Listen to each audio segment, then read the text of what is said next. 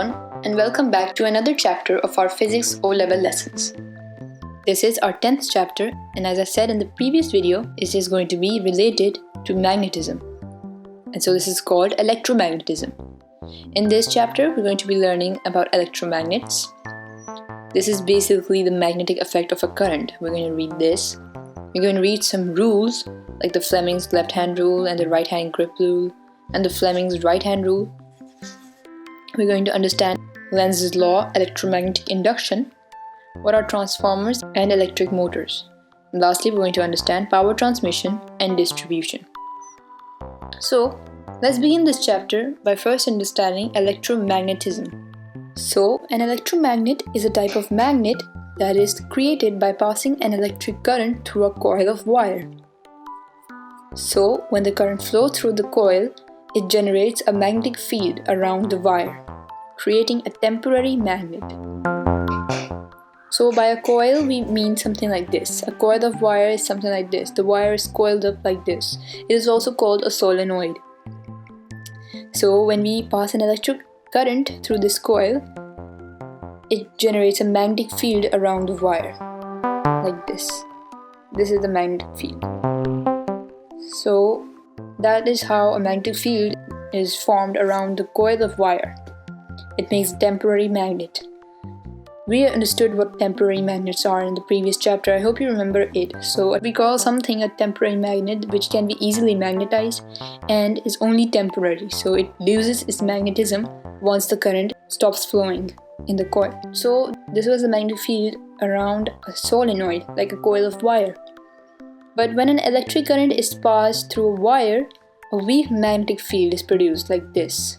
This is just one wire. So the features of this magnetic field are these. The magnetic field lines are in circles first of all. They circle the wire. And the field is strongest close to the wire. Okay, so of course, the closer we go to the magnet, the stronger the field becomes. So this is the same case over here. And third point is that increasing the current will increase the strength of the field. So that is also something. We can also increase or decrease the strength of the field of such a magnet. So this was the field around a wire. This is a weak magnetic field. Current will produce a stronger magnetic field if the wire flows in is wound into a coil. So this is what we're talking about here, a solenoid. This is called a solenoid. So here you can see the magnetic field pattern around a solenoid. So this is a long coil with many turns. A long coil is called a solenoid. So the magnetic field produced by a current-carrying coil has these features. The field is similar to that of a bar magnet. So we have seen in the previous chapter the magnetic field pattern of a bar magnet. This solenoid behaves just the same as a bar magnet because it is something like it. The similarity between a solenoid and a bar magnet is also that the solenoid has magnetic poles at the ends of the coil. And we can see which one is the north pole and the south pole by the current direction. Remember, the pole from which the current goes out is the north pole, and the pole in which the current goes in is the south pole. So in this case, this side is the north pole and this is the south pole because the current goes out from this side and goes in from this side. So that is how we see which side is the north pole and which side is the south pole. Again, increasing the current would increase the strength of this field. And also, increasing the number of coils in this solenoid would also increase the strength of the field because the current would increase as well. So a solenoid behaves very much like a bar magnet, except because it's an electromagnet, its strength of the field can be changed. Can be decreased, increased, and there are two ways we can increase the strength of the field, either by increasing the current or by increasing the number of coils.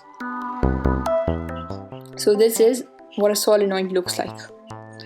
Okay, so now we can look at a rule for field direction. So the direction of the magnetic field. This rule is called the right-hand grip rule. It tells us the direction of a magnetic field. So here we have this wire. And right now we have arrows on the magnetic field of this wire, so we can understand which is the direction of the magnetic field. It is from left to right, something like this. So it moves in this direction. But if we do not know what the direction of the magnetic field is, then we can use the right hand grip rule to work it out. This is the right hand grip rule. The direction of the magnetic field produced by a current is given by this rule. So imagine gripping the wire with your hand so that your thumb points in the conventional current direction. So to find out the direction of the magnetic field, we have to know the direction of the conventional current. So if the conventional current is moving in this direction, then our thumb must be pointing in this direction as well. When we hold the wire as such, our fingers then point in the same direction as the field lines. This is how we find the direction of the magnetic field. This is called the right hand grip rule. We can also use the same rule to find the poles of the magnet. So in this, we found out the direction of the magnetic field because this was a single wire. But if we are talking about a solenoid, which as we read before is kind of like a bar magnet, and it also has magnetic poles in it. So if we want to find out which way around the poles are, we can use another right hand grip rule. So imagine gripping the coil with your right hand so that your fingers point in the conventional current direction. Our thumb would then point towards the north pole of the coil. So this is how we find out the poles of the electromagnet. So our finger would be in the direction of the current, conventional current, and the thumb direction would be to the north pole. So magnets are made and demagnetized using coils like this. In video recorders and hard drives, tiny coils are used to put magnetic patterns on a disk. These patterns store pictures, sounds, and data. So there are many different ways we can use electromagnets. We can also use solenoids like these coils to make permanent magnets. If we place a steel bar in this coil of wire and pass a large current through this coil, the steel bar would become magnetized, and once we switch the electromagnet off, the steel bar will remain magnetized. It will become a permanent magnet because steel is a ferrous material, like we read in the previous chapter. But in the case of making a magnet, we have to pass a direct current in the solenoid. We can also use this solenoid to demagnetize the material. For example, we place a magnet in this solenoid and pass alternating current, not direct current. Alternating current flows backwards, forwards, and so on. Yes. So it will produce a magnetic field which changes direction very rapidly and throws the atoms in the magnet out of line. So that is how it becomes demagnetized. Okay, so this was the solenoid, the electromagnets, how we can find the direction of the current if we know the poles of the solenoid, and how we can find out which way around the poles are if we know the direction of the conventional current. We can also use the right hand grip rule to find the direction of the magnetic field.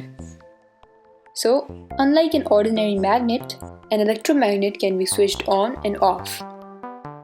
In a simple electromagnet, a coil consisting of several hundred turns of insulated copper wire is wound around a core, usually of iron or mu metal. This magnetizes the core, creating a magnetic effect about 1,000 times stronger than the coil by itself. So with an iron or mu metal core, the magnetism is only temporary and is lost as soon as the current in the coil is switched off. Steel, on the other hand, would not be suitable as a core because it would become permanently magnetized. So, the strength of the magnetic field is increased by increasing the current, increasing the number of turns in the coil, and lastly, wounding the coil around an iron core. Also, reversing the current would also reverse the direction of the magnetic field. So for an electromagnet, we use temporary magnetic materials like iron and mu metal. They're called temporary magnets because they can be easily magnetized and can be easily demagnetized. So when the current is passed through the coil, the iron core becomes magnetized and the magnetic field is stronger. But when the current is turned off, the iron does not remain magnetized because it's not a permanent magnet. It's a temporary magnet, so iron loses its magnetism. Because in electromagnets, we frequently turn them on and off. That's the reason we call them electromagnets, because the magnetic field of an electromagnet is made by the current. So when this current is turned off, there will be no magnetic field. So electromagnets can be turned off and on, which is unlike an ordinary magnet. An ordinary magnet is likely to stay permanently magnetized. So this was electromagnets and the right-hand grip rule. How we find the direction of the magnetic field lines and work out which way around the poles are in a solenoid. We use the right-hand grip rule. So now that we've understood all of this, we are going to move ahead onto understanding a magnetic relay. So a magnetic relay is a switch operated by an electromagnet. With a relay, a small switch with thin wires can be used to turn on the current in a much more powerful circuit. For example, one with a large electric motor in it. So this is what a relay looks like. Here we have the electromagnet. It has an iron or mu metal core, and this coil is wound round this iron or mu metal core. So when the switch in the input circuit is closed, a current flows in the electromagnet. The magnetic field of the electromagnet pulls this iron armature towards it. So this magnetic flux happens and the iron armature is pulled towards it, which closes these contacts. So when the iron armature is moved here, this part will move upwards and it will close these contacts, these two contacts. So when this contact is pushed by the iron armature, these two contacts will be closed. And as a result, a current will flow in the motor. So this is not the entire diagram.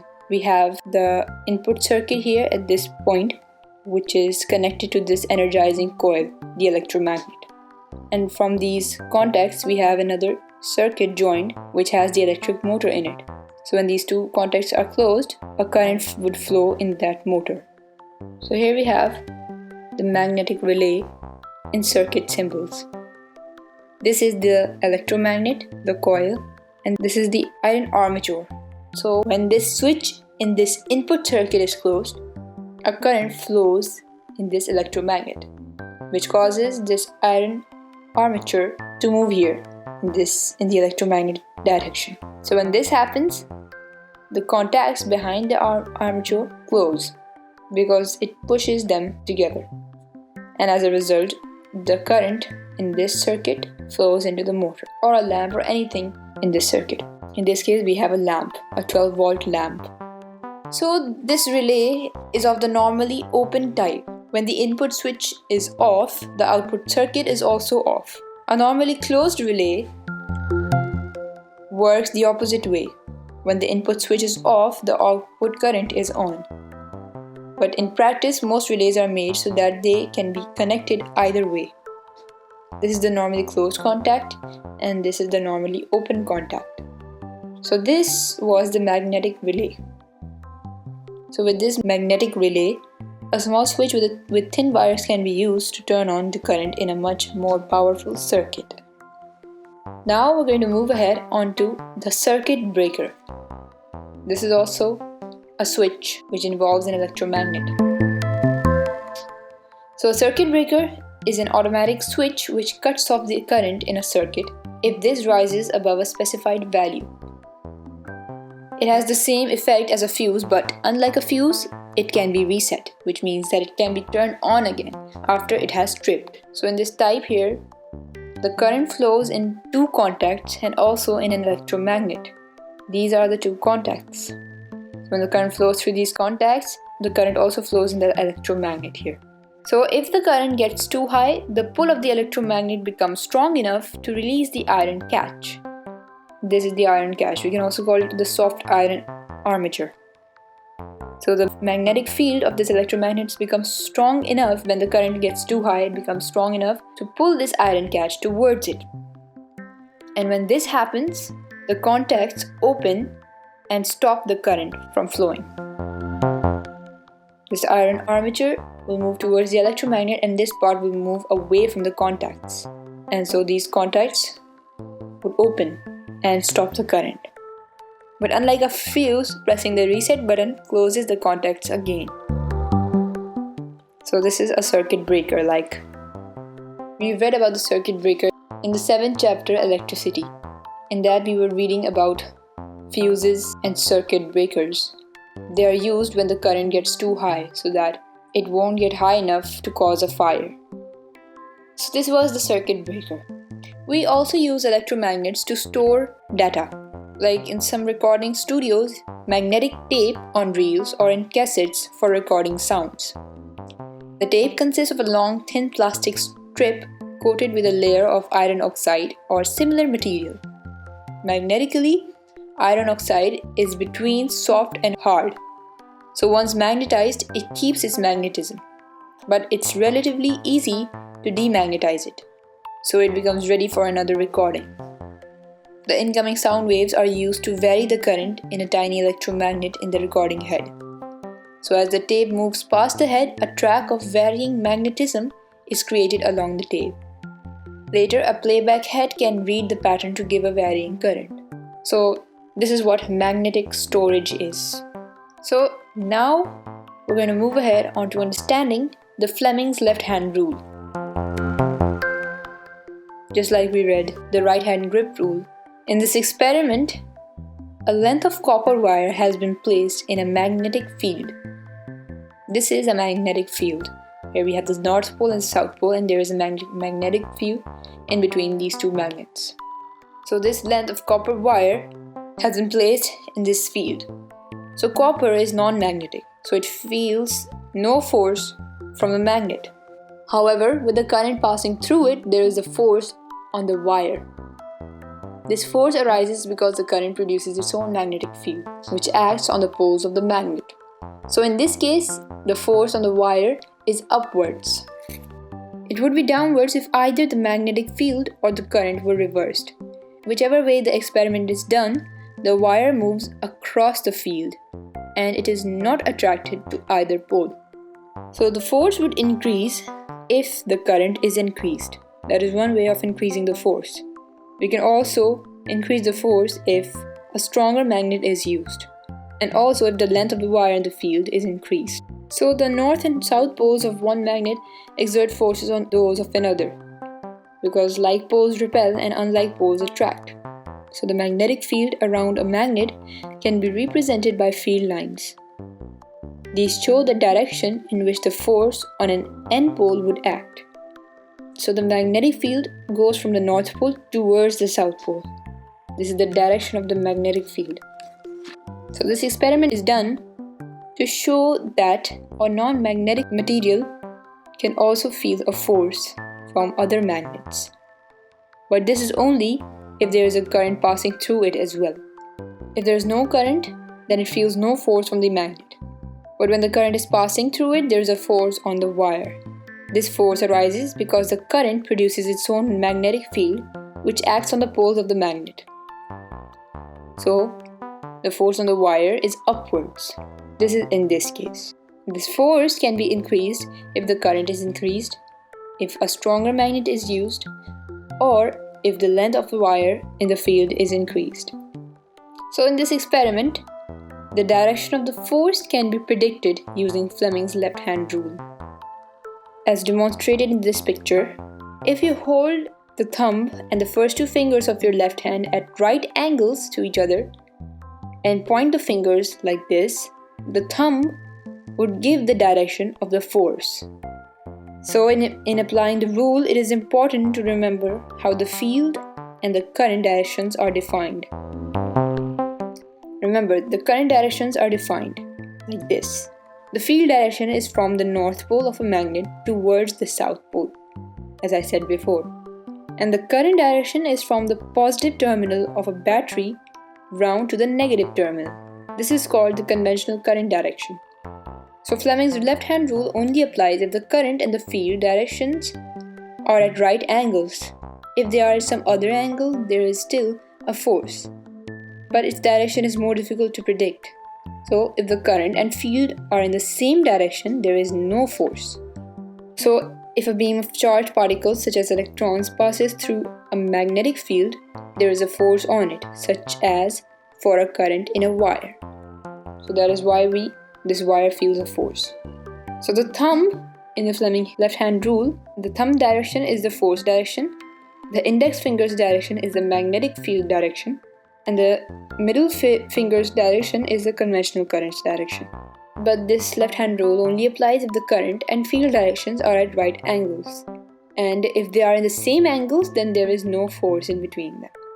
So this was the Fleming's left-hand rule, and this experiment that shows whether a wire is magnetic or non-magnetic if a beam of charged particles passes through it through a magnetic field. So when a current flows in a wire, it produces a magnetic field. Like we read in the beginning of this chapter, the magnetic field is in circles. And this clashes with the other magnetic field of these two poles. So the wire would feel an upward force in this case. The force can be downwards if either the magnetic field or the current were reversed. But whichever way the experiment is done, the wire moves across the field and it is not attracted to either pole. So now that we've understood the Fleming's left-hand rule, the circuit breaker and the magnetic relay, we are going to move ahead onto understanding the turning effect on a coil. So here you can see a simple DC motor, which means a direct current motor. The coil here lies between the poles of a magnet. This is the coil, this blue colored. So this is lying between these two poles of the magnet. This is the south pole and this is the north pole. So the current flows in the opposite directions along the two sides of the coil. So according to Fleming's left-hand rule, one side is pushed up and the other side is pushed down. In other words, there is a turning effect on the coil. So with more turns on the coil, the turning effect is increased. So the north and south pole have an effect on the current in the coil. So the current flows in opposite directions along the two sides of the coil. Here it is in this direction and over here it is going like this. So when we use Fleming's left-hand rule, we can see that the first finger will point in the field direction, which is the magnetic field.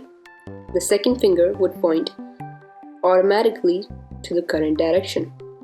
And lastly, we will get the thumb's direction, which is the thrust or the force.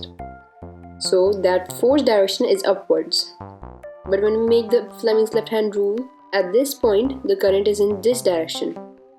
Whereas in this point, it is a different direction.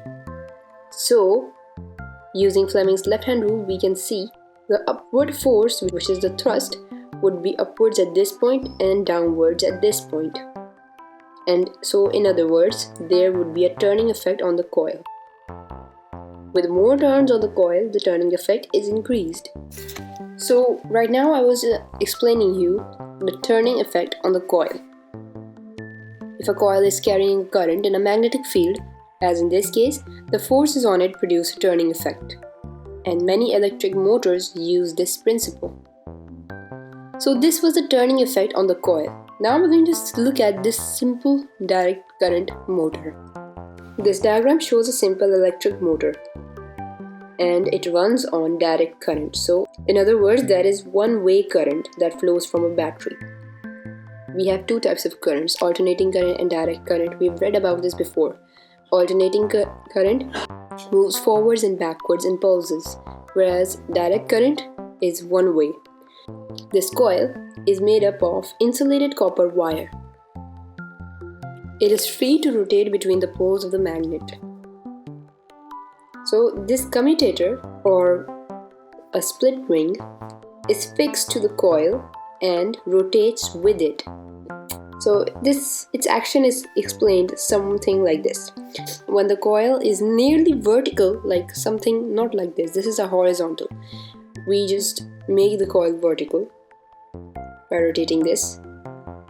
When it is nearly vertical, the forces cannot turn it much further.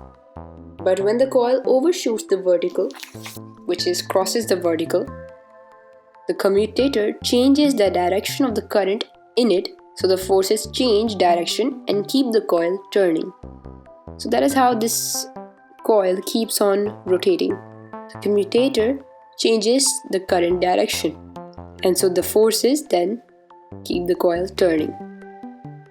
Because when it reaches the vertical point, the forces cancel out, which is the upward force and the downward force just go away. They cancel each other out, and so the coil will stop turning and it will just stay at that point. That is an equilibrium point where the upward and downward force is equal, or in other words, is zero. So the coil would simply stop moving, but we want the coil to keep moving, and so that is where we use the commutator. The commutator changes the direction of the current in it, and so the forces change direction and keep the coil turning.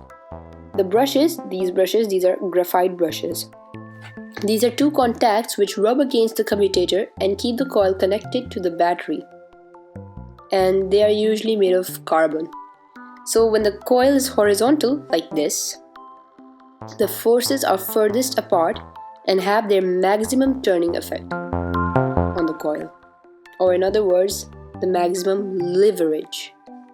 So with no change to the forces, the coil would eventually come to rest in the vertical position, like I said before. However, as the coil overshoots the vertical, the commutator changes the direction of the current in it, and so the forces change direction and push the coil further round until it is again vertical, and so on. So in this way, the coil keeps rotating clockwise, half a turn at a time. If either the battery or the poles of the magnet were the other way around, the coil would rotate anti-clockwise.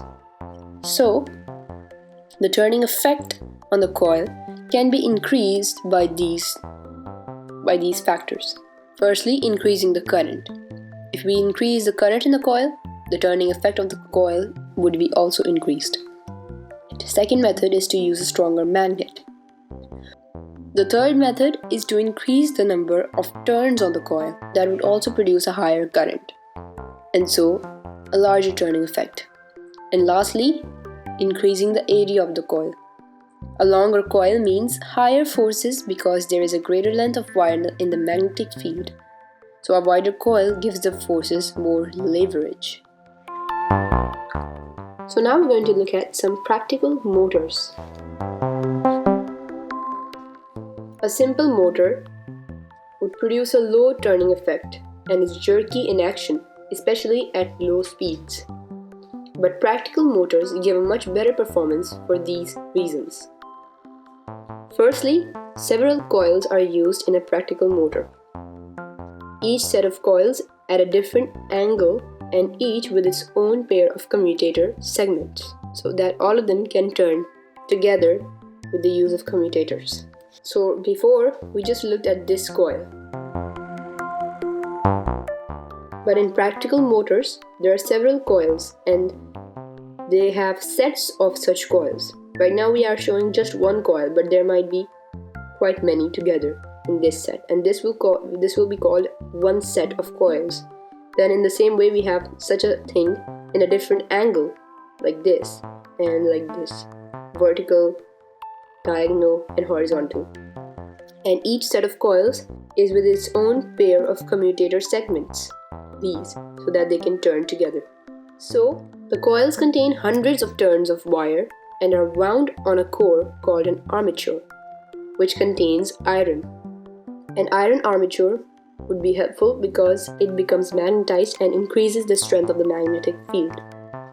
That is why we use an iron armature. And there are hundreds of turns of wire in the coils, which cause the coils to be longer, and the strength of the magnetic field is stronger. Lastly, the pole pieces are curved to create a radial magnetic field. This keeps the turning effect at a maximum for most of the coil's rotation. So it's radial and it will keep the turning effect at a maximum for most of the coil's rotation. So these were the practical motors. In some motors, the field is provided by an electromagnet rather than a permanent magnet.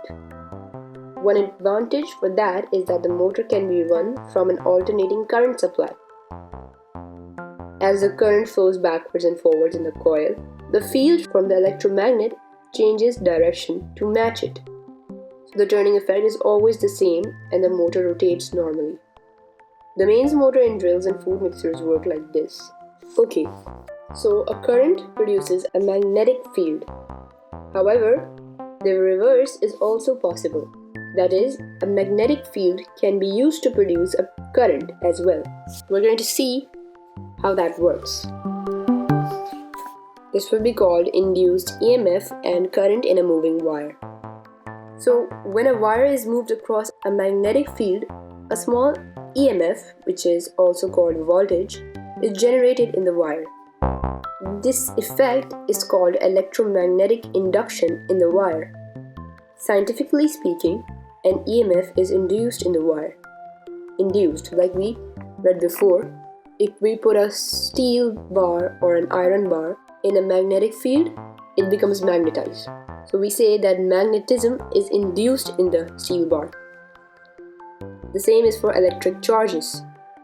We can induce an uncharged object by placing it close to a charged object. So that field from the charged object would induce a charge on the uncharged object. If the wire forms part of a complete circuit, the EMF makes the current flow. This can be detected by a meter called a galvanometer, which is sensitive to very small currents.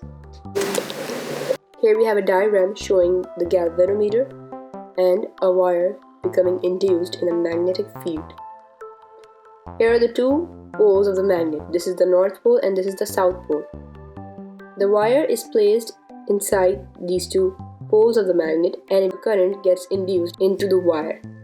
We can see if it is induced by connecting the wire to a galvanometer.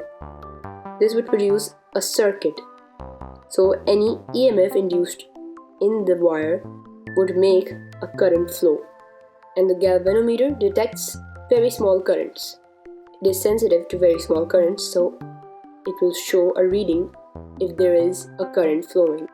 So there are several ways we can increase the current, or in other words, increase the induced EMF. Firstly, we can move the wire faster.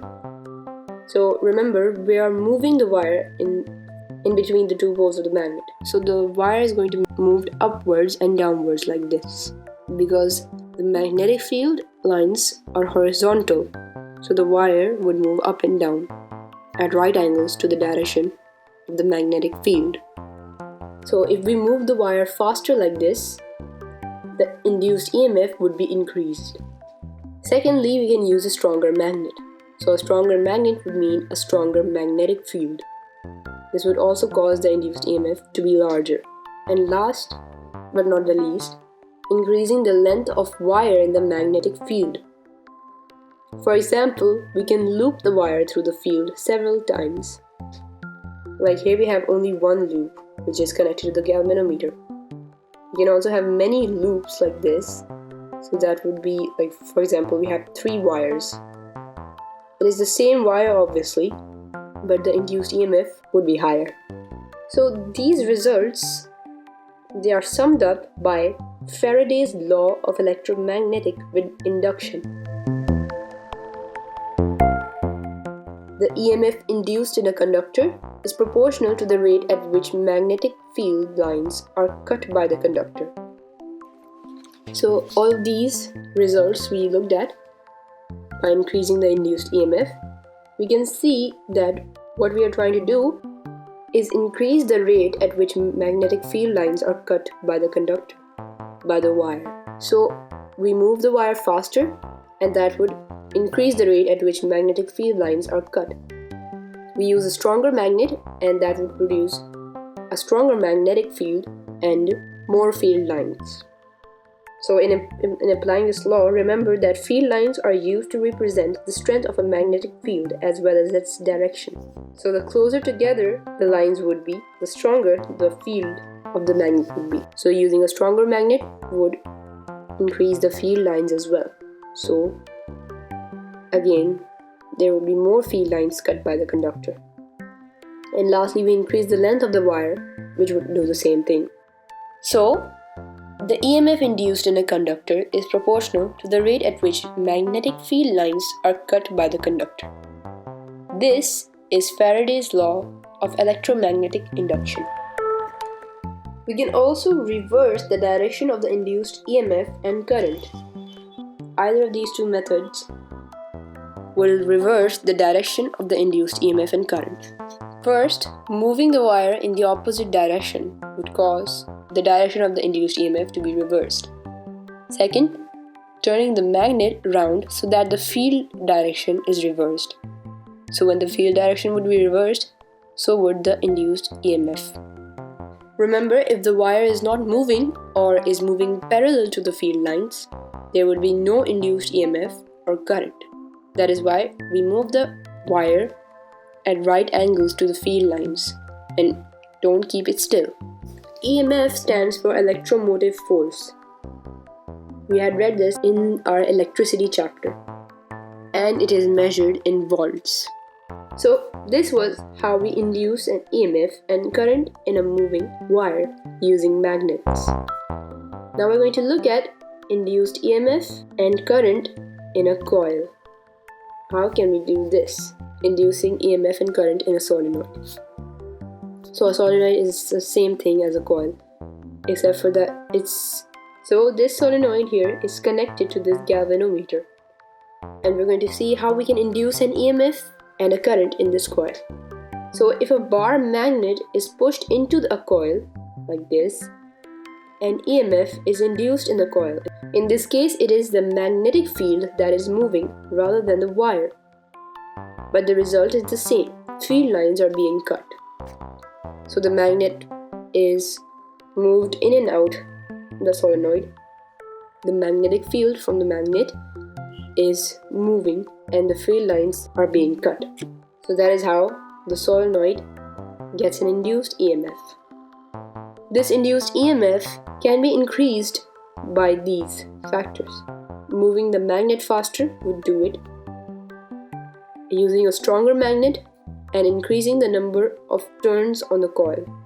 So when we increase the number of turns in the coil, the induced EMF would be larger. As this increases the length of wire cutting through the magnetic field. So, experiments with the magnet and coil also give the following results. If the magnet is pulled out of the coil, the direction of the induced EMF is reversed. And if the south pole of the magnet rather than the north pole is pushed into the coil, this would also reverse the current direction. If the magnet is held still, no field lines are cut, so there is no induced EMF or current. So the only difference between inducing a wire and inducing a coil is that in a coil, the magnetic field is moving, whereas in the wire, the magnetic field is still, but the wire moves. So we can see whether a current is flowing or not by the galvanometer. And these experiments show how the magnetic field can be reversed. The playback heads in video recorders and hard drives contain tiny coils like this. So a tiny varying EMF is induced in the coil as the magnetized tape passes over it and field lines are cut by the coil. So in this way, the magnetized patterns on the disc are changed into electrical signals which can be used to recreate the original pictures, sounds, or data. Okay, so if a magnet is moved in or out of a coil, a current is induced in the coil. The direction of this current can be predicted using Lenz's law. So, Lenz's law states that an induced current always flows in the direction such that it opposes the change which produced it. So here, for example, the induced current turns this coil into a weak electromagnet whose end pole opposes the approaching end pole of the magnet. So when the magnet is pulled out of the coil, The induced current alters direction and the poles of the coil are reversed. This time, the coil attracts the magnet as it is pulled away. So once again, the change is opposed. So Lenz's law is an example of the law of conservation of energy. Energy is spent when a current flows around a circuit.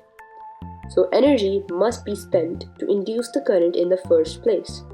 So in the example, we have to spend energy to move the magnet against the opposing force. So this is Lenz's law.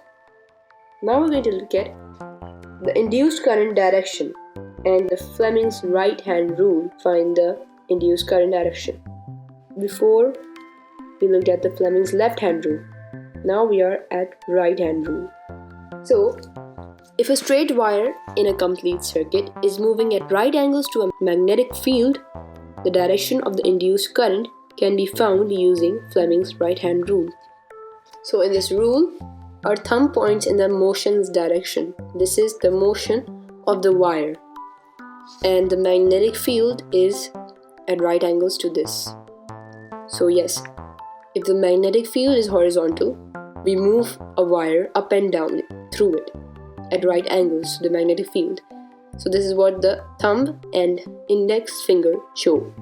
The thumb points in the motion direction and the index finger points at the magnetic field. Lastly, we have the conventional current direction, which is represented by the middle finger. So the Fleming's right-hand rule is, again, we make a shape of these three fingers all at right angles to each other. The thumb is at right angles to the index finger and the middle finger is at right angles from the index finger. So this is Fleming's right-hand rule. So if a magnetic field is in this direction and the motion in this direction, the conventional current direction is at right angles to the magnetic field. It is in this direction. So this is how we can find the conventional current direction using Fleming's right-hand rule. If we use the Fleming's right-hand rule, we can see that the middle finger would point in the magnetic field direction, which is this. The thumb would point upwards like this. And so this would cause our middle finger to point in this direction, the direction of the wire. So the conventional current direction would be this. It will be flowing in this direction in the wire. Well, we have these two rules, the Fleming's right-hand rule and the Fleming's left-hand rule. So these two rules apply to different situations. When a current causes motion, the left-hand rule applies. But when motion causes a current, the right-hand rule applies. Fleming's right-hand rule follows from the left-hand rule and Lenz's law. This diagram illustrates this. Here, the upward motion of the wire induces a current in the wire. So the induced current is in the magnetic field. So there is a force on it whose direction is given by the left-hand rule. So this force must be downwards to oppose the motion. So you can use this fact and the left-hand rule to work out which way the current must flow. However, the right-hand rule gives the same result without you having to reason out all the steps. The upward motion would induce a current in the wire. So when a current causes motion, the left-hand rule applies. So we use a left-hand rule when a current causes motion, and when motion causes a current, the right-hand rule applies. So I hope you've understood this, how the two rules apply to different situations. Okay, now let's take a step up. Most of our electricity comes from huge generators in power stations. So there are smaller generators in cars and on some bicycles. These generators all use electromagnetic induction. When turned, they induce an e.m.f, which can make a current flow. So most generators give out alternating current, AC. These are called AC generators. So alternating current generators are called alternators. Now we're going to look at this simple alternator here, an AC generator. In this diagram, a simple alternator is shown. It is providing the current for a small lamp. This is the lamp. This coil is made of insulated copper wire and is rotated by turning the shaft. The slip rings, these are also called the commutators, are fixed to the coil and rotate with it. The brushes, the graphite brushes, are two contacts which rub against the slip rings and keep the coil connected to the outside part of the circuit. And they are usually made of carbon, but in this case it is graphite. So when the coil is rotated, it cuts magnetic field lines. So an e.m.f is generated. This makes a current flow. So as the coil rotates, each side travels upwards, downwards, and so on through the magnetic field. So the current flows backwards and forwards and so on. In other words, it is alternating current. The coil moves upwards and this side will move downwards. Here in this graph, we can see how the current varies through one cycle, that is one rotation. So it is maximum when the coil is horizontal, like this. So this is the first stage, it is 0 when the coil is vertical. Then when it turns into the horizontal position, it is maximum. Then again, when it is vertical, it goes to 0. And then when it is horizontal, it goes to minus, and again it is maximum. Again, when it is vertical, it is 0. So when it is maximum and when the coil is horizontal, they are cutting field lines at the fastest rate. Field lines are in this direction. So because the field lines are in this direction and the current direction is this, so they cut the field lines the most. Whereas in the vertical position, they are not really cutting the field lines. So it is 0 when the coil is vertical and cutting no field lines. So this is the alternating current output. Now here we have the following that increase the maximum e.m.f and the current. So all of these would increase the maximum e.m.f. Firstly, if we increase the number of turns on the coil, the e.m.f can be increased because the coil would be longer, like we read before. Next, secondly, increasing the area of the coil. Thirdly, using a stronger magnet. And last, rotating the coil faster so that it will cut the magnetic field lines more. The more it moves faster, the more it will cut the lines. So this was the alternating current generator. Alternator. Okay, faster rotation also increases the frequency of the alternating current, remember. So means generators must keep a steady frequency. For example, 50 Hz cycles per second. Like 50 Hz would mean 50 cycles per second. So when the generator turns, alternating induced current flows and would turn the lamp on. So this is how a simple alternating current generator works. Now let's talk about practical generators. This was the simple alternating current generator. But unlike the simple generator, most alternating current generators have a fixed set of coils arranged around a rotating electromagnet. So the various coils are made from many hundreds of turns of wire. So to create the strongest possible magnetic field, they are wound on specially shaped cores containing iron that would create a stronger magnetic field. Slip rings and brushes are still used, but only to carry current to the spinning electromagnet. So as the other coils are fixed, the current delivered by the generator does not have to flow through sliding contacts. Sliding contacts, remember, can overheat if the current is very high. So these were some practical generators. Direct current is one-way current like that from a battery. We also have direct current generators, and these are similar in construction to direct current motors with a fixed magnet, rotating coil, brushes, and a commutator to reverse the connections to the outside circuit every half turn. We have seen the direct current motor, this one. We have a commutator here, but in this case we have slip rings. So when the coil is rotated in a direct current generator, alternating current is generated.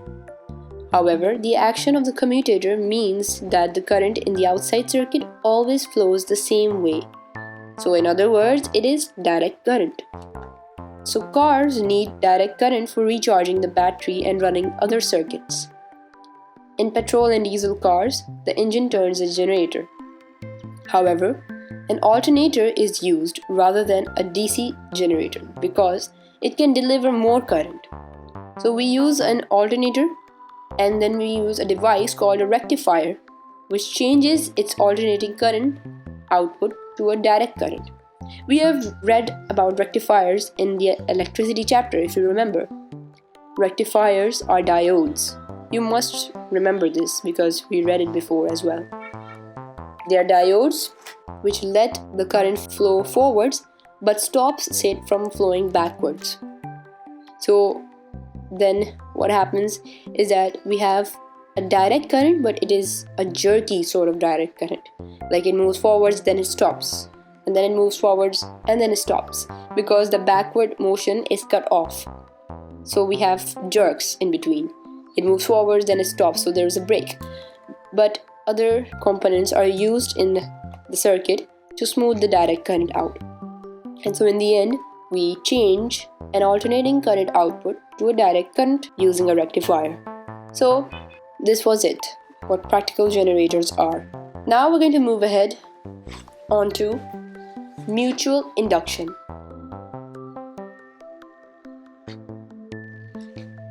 So a moving magnetic field can induce an EMF in a conductor. A changing magnetic field can have the same effect.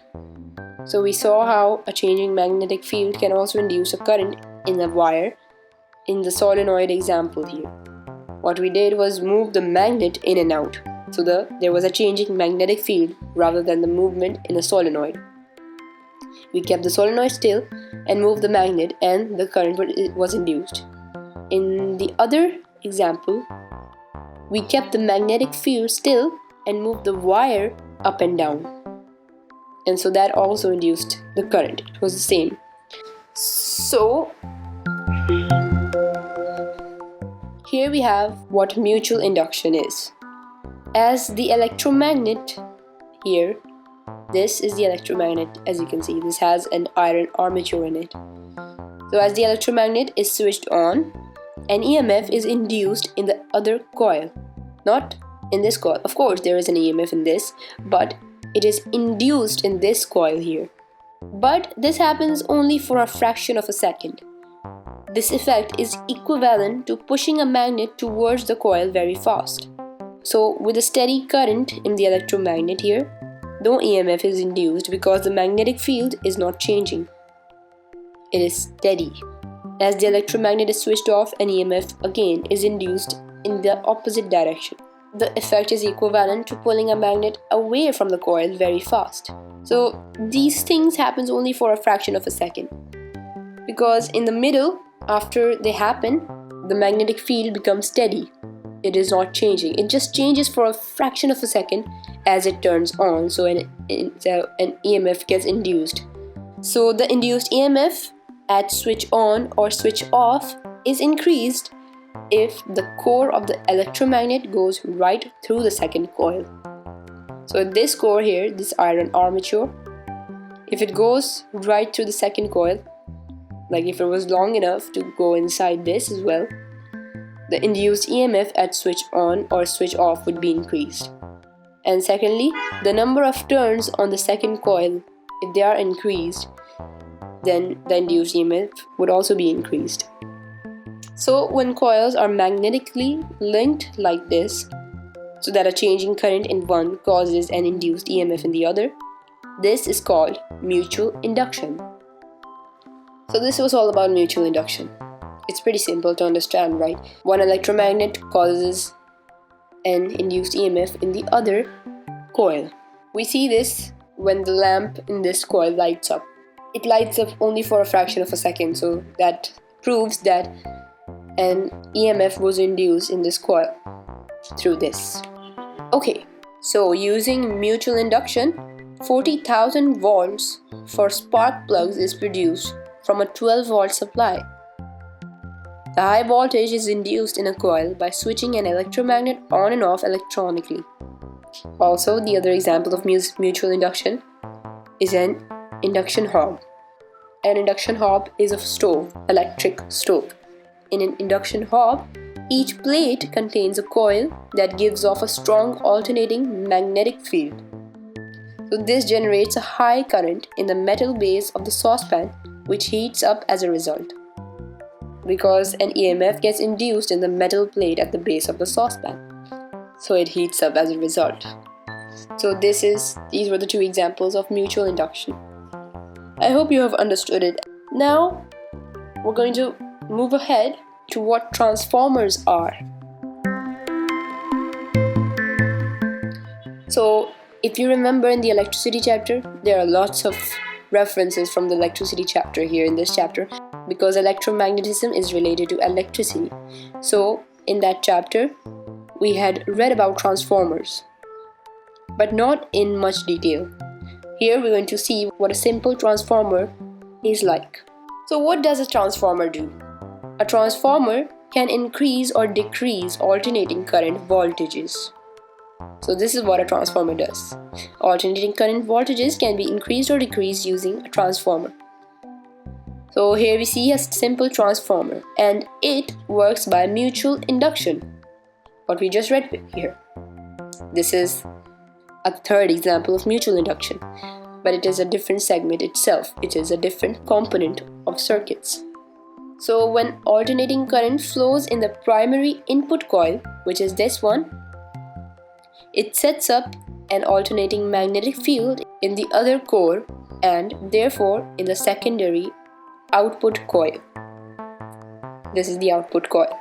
So this changing field induces an alternating voltage in the output coil, provided all the field lines pass through both coils and the coils waste no energy because of heating effects. As you can see here, in the input voltage we have 12 volts, but in the output voltage we have 24 volts. So what the transformer did was increase the alternating voltage. So how we do that? We here in the primary input coil we have 500 turns of the coil, but in the secondary output coil we have 1000 turns. So when alternating current flows in this input coil, it sets up an alternating magnetic field in the core. This is the core.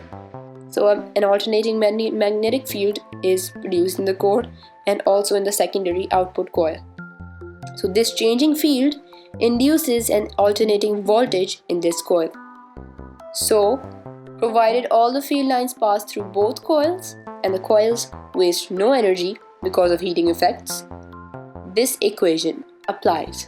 The output voltage divided by input voltage is equal to the turns on the output coil divided by the turns on the input coil.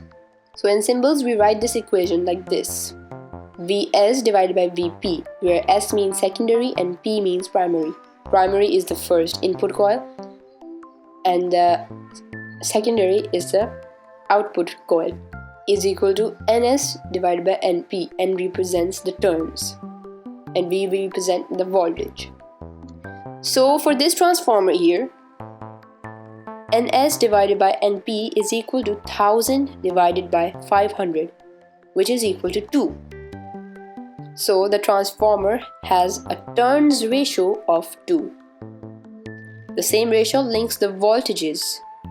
So voltage S divided by voltage P is equal to 24 divided by 12, which is also 2.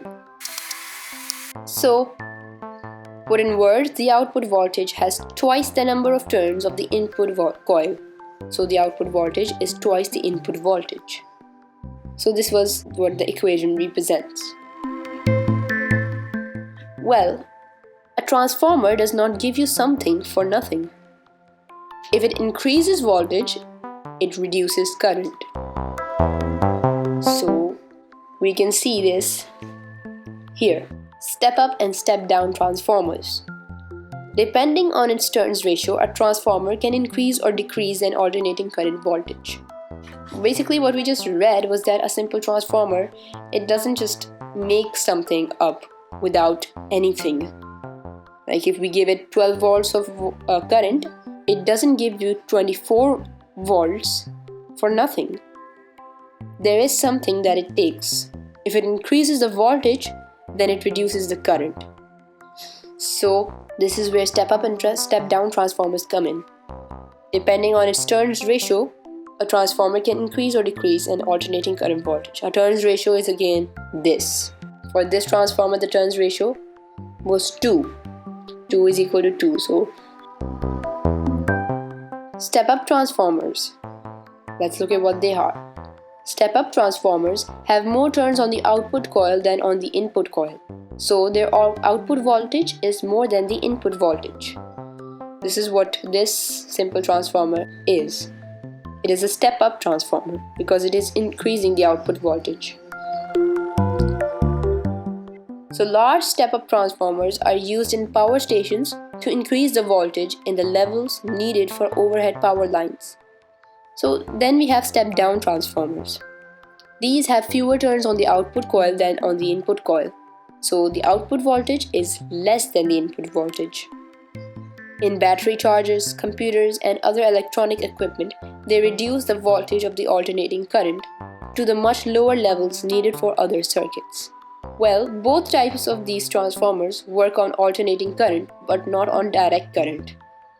Unless there is a change in current in the input coil, no voltage is induced in the output coil. So connecting a transformer to a direct current supply can damage it. A high current would flow in the input coil, which can make it overheat. So these were transformers, step-up transformers and step-down transformers, the equation for transformers, which tell us the turns ratio of a transformer. I hope you have understood all of this. We're going to move ahead now on to looking at power through a transformer.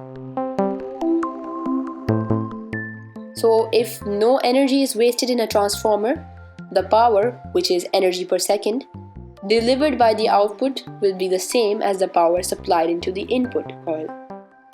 So input voltage multiplied by input current is equal to output voltage multiplied by output current. In symbols, it is VPIP is equal to VSIS. So as voltage into current is the same on both sides of a transformer, it follows that a transformer which increases the voltage will reduce the current in the same proportion, and vice versa. This is what I was saying, that a transformer doesn't give you something for nothing. If it increases the voltage, it reduces the current.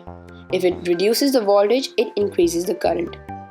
So in this, here we can see that the power input, so in this we can see that the input voltage is 12 volts. Now let's say that the current in this is 2 amperes. So 12 volts multiplied by 2 amperes, we get 24 volts. Now this means that the power output would have a 24 volt output voltage and a current of 1 amperes. So when we multiply both, we get 24 watts. So this is what transformers do. If they increase the output voltage, they would decrease the current, and vice versa. In the end, the power delivered by the output would be the same as the power supplied by the input. It will remain 24 watts. So this is the transformer. This is what a transformer does actually. It is not magic that if we supply 12 volts, it would just increase the 12 volts to 24 volts. There is some logic behind it. What it does is that it decreases the current and increases the output voltage. So the power in the end supplied into the input coil would be the same as delivered by the output coil. Okay, so this was a simple transformer, and now we're going to see some practical transformers. So this diagram here shows 2 ways of arranging the coils and core in a practical transformer. And both the methods are designed to trap the magnetic field in the core so that all the field lines from one core passes through the other. This type of transformer is called the core type transformer, and this one is called the shell type transformer. In this we have the input coil wound over this metal body, and then the output coil is wound over the input coil. Okay. So, all transformers waste some energy because of heating effects in the core and coils. Here we're talking about practical transformers, so obviously they would waste some energy because of heating effects in the core and the coils. Here are two of the causes. Firstly, the coils are not perfect electrical conductors and heat up because of their resistance. So to keep the resistance low, thick copper wire is used where possible. Secondly, the core is itself a conductor, so the changing magnetic field induces currents in it as well. So these circulating eddy currents have a high heating effect. To reduce them, the core is laminated. Okay, so what are eddy currents? Let me give you an example to make you understand what eddy currents are. For example, we have an aluminium disc which is set spinning on a rod. So it is spinning, it may be many seconds before frictional force finally brings it to rest. However, if it is spinning between the poles of a magnet, it stops almost immediately. This is because the disc is a good conductor and currents are induced in it as it moves through the magnetic field. So these currents are called eddy currents. They produce a magnetic field which, by Lenz's law, opposes the motion of the disc. Eddy currents occur wherever pieces of metals are in changing magnetic field, for example, in the core of a transformer. So, eddy currents, in other words, are also a resistance because they resist the motion of a magnetic field. So these eddy currents have a heating effect, resistance in other words. To reduce them, the core is laminated. So it is made from thin insulated sheets of iron or mu metal rather than a solid block. Like here in this picture you can see that this is not a solid block, this is sheets of iron or mu metal, and they are insulated sheets of iron or mu metal rather than a solid block of any metal. No matter what we do, no matter how much we try not to waste energy, all transformers waste a little energy always because of heating effects, and we cannot completely end the heating effects in the core and coils. There is some energy that is wasted, but that's okay because in the end the energy produced is much more. Large, well-designed transformers can have efficiency as high as 99%. In other words, their useful power output is 99% of their power input. That's amazing, right? But still, there is 1% that is wasted. So, anyways, here is what a transformer looks like. This is how a transformer looks like in symbols, circuit symbols. Obviously, there are a lot of stuff going on in this transformer. An actual symbol would be pretty simple. There won't be any kind of like this. This is just a lamp which is added in it and an alternating current supply. Otherwise, the symbol for only a transformer is just these things. Empty. And there's one line in the middle. None of these things. This is a lamp in this transformer and an alternating current supply. So now we're going to look at how we can solve some problems. For example, assuming that the transformer has an efficiency of 100%, calculate the supply voltage and the current in the input coil. So this is the transformer here we're talking about. The alternating current supply we don't know of, but the input coil is 2000 turns and the output coil is 100 turns. And the output current is 10 volts. The lamp power is 40 watts. So how do we find the supply voltage? This is the first thing we're going to do. This is solved using the transformer equation. Vs upon Vp is equal to Ns upon Np.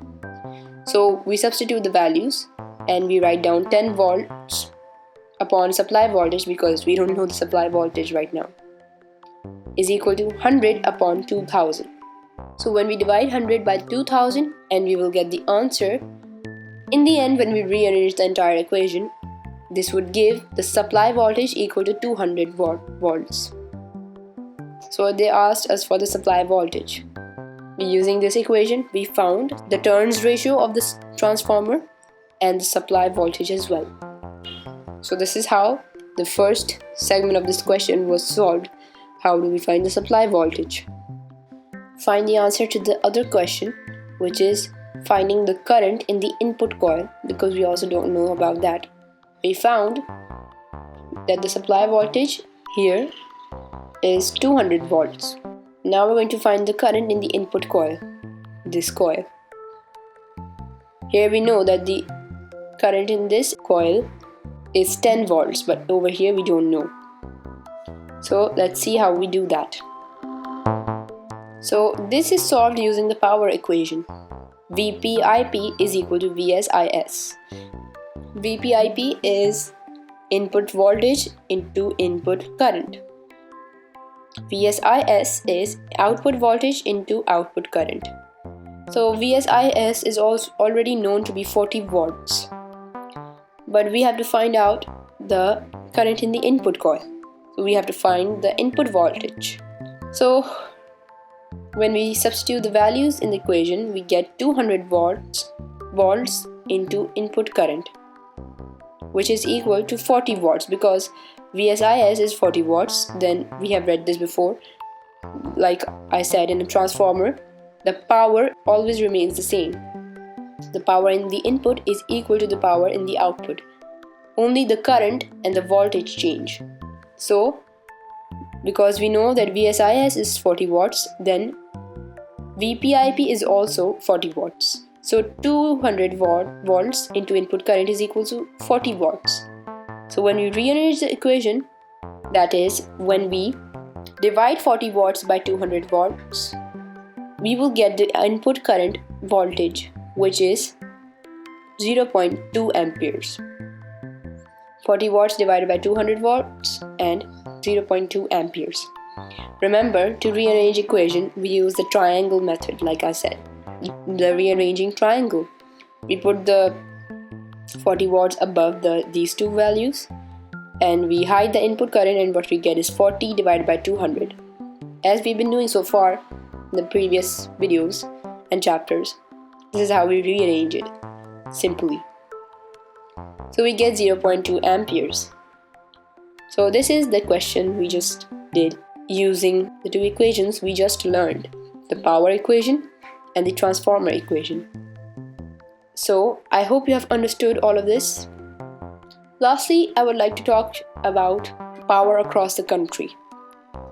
So power for the alternating current means the current that comes in our houses through our switches is the mains current.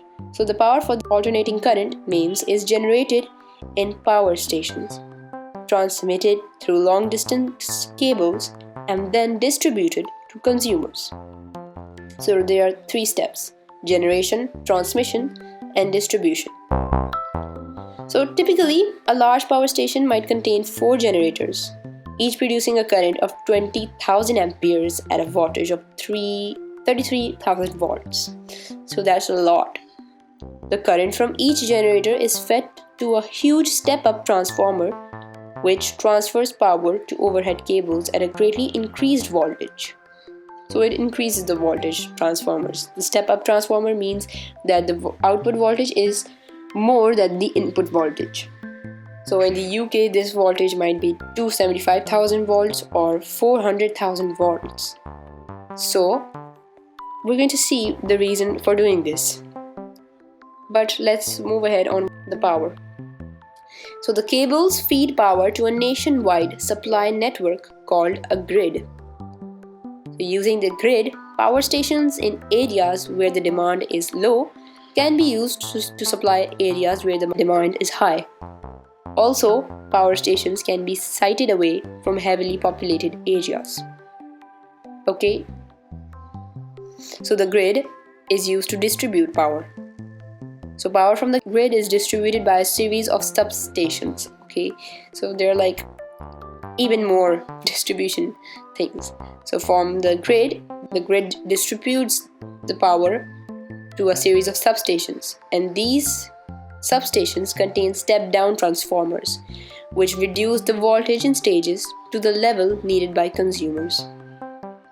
So depending on the country, this might be between 110 volts to 230 volts for home consumers, although industry normally uses a higher voltage. So then these substations use step-down transformers to reduce them to different homes and houses and industry. So a power station generates power, transmits through long-distance cables, and then distributes the consumers through the grid. The grid then distributes the power through a series of substations. So this is how power is spread across the country. Okay, then we have transmission issues. Alternating current or direct current. These are the issues. So alternating current is used for the mains. On a large scale, it can be generated more efficiently than one-way direct current. However, the main advantage of alternating current is that voltages can be stepped up or down using transformers. Transformers will not work with direct current. So why do we use step-up transformers which transfers power to overhead cables at a greatly increased voltage? I said we're going to talk about this. So high or low voltage. So transmission cables are good conductors, but they still have significant resistance, especially when they are hundreds of kilometers long. So this means that energy is wasted because of the heating effect of the current. So some calculations are done and they demonstrate why less power is lost from a cable if power is transmitted through it at high voltage. By using a transformer to increase the voltage, the current is reduced, so thinner, lighter, and cheaper cables can be used. So say, for example, power input is 2000 watts. The voltage is 200 volts, and so the current is equal to 10 amperes in the wire, in the cable. But the cable also has resistance. This resistance is of 2 ohms. So because 2000 watts is equal to 200 volts multiplied by 10 amperes, that is how we find the current is 10 amperes and the voltage is 200 volts. Because when we multiply both voltage and current, we will get 2000 watts, which is the power input. So the resistance of 2 ohms, what happens is that the power loss is equal to current into resistance. And in the end, after these calculations, the power loss is said to be 200 watts. So if we supply a 2000 watts input power, 200 watts are lost. They are wasted. So these calculations demonstrate why less power is lost from a cable if power is transmitted through it at high voltage. So for example, this time the power input is 2000 watts, which is the same as last time, but the voltage is 2000 volts. Before it was 200, but this time it is 2000. So of course, because we use the transformer, the current would decrease. Before the current was 10 amperes, but this time it is 1 ampere. But the voltage is increased. And the cable again has 2 ohms resistance. The power loss cuts down to 2 volts. Before it was 200 watts, but this time it is 2 volts. Last time, what happened was that we used this equation. There is this equation which is current square multiplied by resistance. This is the equation. So the current in the previous example was 10 amperes. So 10 amperes is multiplied by the resistance, the cable's resistance. So 10 square multiplied by 2 is equal to 200. So 200 watts were wasted in the previous supply. But this time we use the same equation, but because the current is 1 amperes, so 1 square multiplied by 2, because the cable resistance is the same, we get 2 watts. So this is how this equation tells us that less power is lost from a cable if power is transmitted through it at high voltage by using a transformer to increase the voltage. So the current is reduced, so thinner, lighter, and cheaper cables can also be used. So this is the logic behind using transformers to increase the voltage. So this was first transmission issue, high or low voltage. The second transmission issue is overhead cables or underground cables. So there are two ways of running high voltage transmission cables across country. They can be suspended overhead from tall towers called pylons, or they can be put underground. So in countries where power has to be transmitted very long distances, overhead cables are more common because they are cheaper. So they are easy to insulate because over most of their length, the air acts as an insulator. Also, costly digging operations are avoided. However, pylons and overhead cables spoil the environment as well. So they are often not allowed in densely populated areas or in areas of outstanding natural beauty. So underground cables called landlines are used instead. So these were the three transmission issues: alternating current or direct current, one issue; high or low voltage, second issue; and lastly, overhead or underground cables. So this was it for today's chapter. I hope you have understood the power concept across the country, how it is generated, transmitted, and then distributed to consumers. Let's do a summary from the beginning of this chapter. What were the things that we read in this chapter and understood? Electromagnetism. Firstly, we understood electromagnetism, what it is, what electromagnets are, how a current can produce a weak magnetic field, and this magnetic field can be made stronger using solenoids and different ways. What the right hand grip rule was, how we used this for two different ways. Then we understood a magnetic relay, how we use a magnetic relay in circuits. So the electromagnetism is quite related to circuits and electricity because it has components which are made from electromagnets. They are very helpful. So we understood the magnetic relay, how it works. I hope you remember it. If you do not remember it, go back to the topic of a magnetic relay. You will find the chapters of the topics of this video in the description. Then we understood the circuit breaker, kind of like a fuse, or when the current gets high, it trips. Then we understood the Fleming's left-hand rule and a simple direct current motor. We understood what practical motors are. Practical things are quite different from the simple motors we show. Then we understood what electromagnetic induction is. Through this, we understood the Faraday's law of electromagnetic induction. And then we saw induced e.m.f. and current in a coil. Before it was in a wire, this time it's in a coil. After this, we understood Lenz's law and Fleming's right-hand rule. How the two rules apply to different situations, the left-hand rule and the right-hand rule. And then we understood a simple alternating current generator. I believe this was very fun. And then we understood mutual induction, where mutual induction is used. The transformer, an example of mutual induction. The transformer is also an electric component, but it uses magnetism, electromagnetism. Also, we understood eddy currents while understanding transformers, what eddy currents are. We understood the equations, the transformer equation, the step-up transformers and the step-down transformers, and then we understood the power equation, how energy is wasted in transformers. Then we did a question related to transformers. This was fun, right? Because we used the two equations we read in this chapter. Hope you remember it. And lastly, I talked about how power is distributed across the country and the different transmission issues it faces. So this was it for today's chapter.